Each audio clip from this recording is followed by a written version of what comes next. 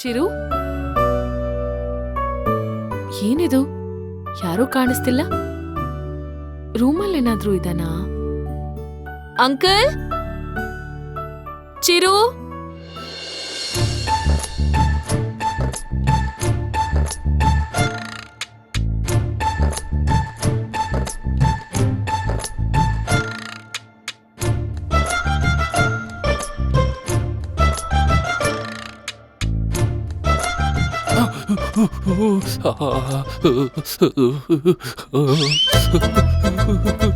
ಚಿರು, ಯಾಕೆ ಹೀಗ್ ನಡಕ್ತಿದ್ಯಾ?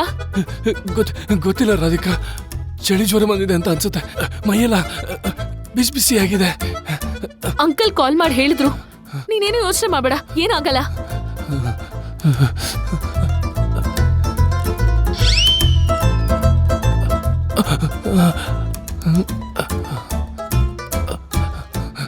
ಚಿರು, ಮೈಯೆಲ್ಲ ಸುಡ್ತಾ ಇದೆ ಅಂದೆ, ನಾರ್ಮಲ್ ಆಗಿ ಇದೆಯಲ್ಲ? ಜ್ವರ ಇರೋ ತರ ಅನ್ನಿಸ್ತಾನೆ ಇಲ್ವಲ್ಲ? ಇಲ್ಲ ರಾಧಿಕಾ, ಜ್ವರ ಇದೆ ನಿಜವಾಗ್ಲು. ನೀನ್ ಸರಿಯಾಗಿ ನೋಡು. ಒಂದ್ ನಿಮಿಷ ಇರು.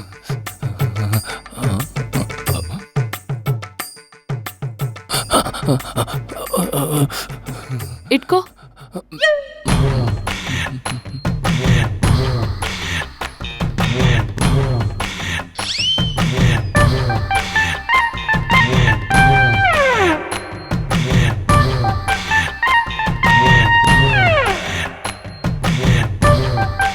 ಚಿರು, ಟೆಂಪರೇಚರ್ ನಾರ್ಮಲ್ ಆಗಿ ಇದೆಯಲ್ಲ?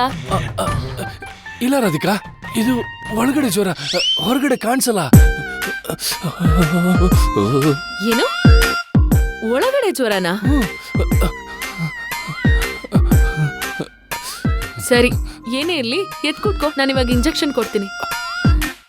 ರಾಧಿಕಾ, ನೀನ್ ನನ್ಗೇನ್ ಬೇಕಾದ್ರೂ ಮಾಡು, ಆದ್ರೆ ನನ್ ಜೊತೆನೇ ಇರು. ಏನಾದ್ರೂ ಹೇಳಿದ್ಯಾ? ಏನಿಲ್ಲ ರಾಧಿಕಾ, ಏನಿಲ್ಲ.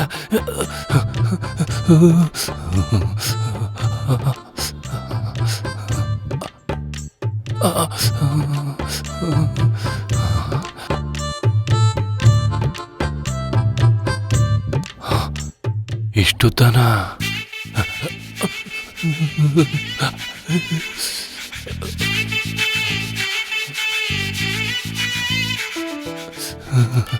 ಹೇಳು ಚಿರು, ಎತ್ ಕೂತ್ಕೋ.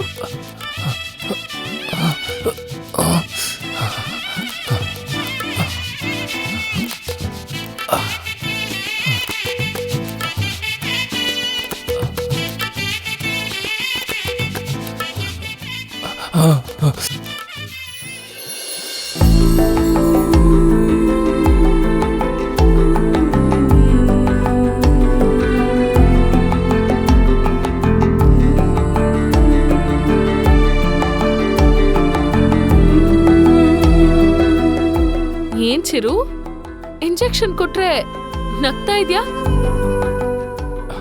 ಹಾಗಲ್ಲ ರಾಧಿಕಾ, ಬೇರೆಯವ್ರು ಇಂಜೆಕ್ಷನ್ ಕೊಟ್ರೆ ನೋವಾಗುತ್ತೆ, ಆದ್ರೆ ನನಗೆ ನೀನ್ ಇಂಜೆಕ್ಷನ್ ಕೊಟ್ಟಾಗ ಖುಷಿ ಆಗುತ್ತೆ. ಏನ್ ಚಿರು, ವಿಚಿತ್ರವಾಗಿ ಮಾತಾಡ್ತಿದ್ಯಲ್ಲ? ಹೌದು ರಾಧಿಕಾ, ನಾನೀಗ ನಾರ್ಮಲ್ ಆಗಿಲ್ಲ, ಅಬ್ನಾರ್ಮಲ್ ಆಗಿದ್ದೀನಿ. ಗೊತ್ತಾಗ್ತಿದೆ, ಅದೇ ಯಾಕೆ ಅಂತ ಕೇಳ್ತಾ ಇದ್ದೀನಿ.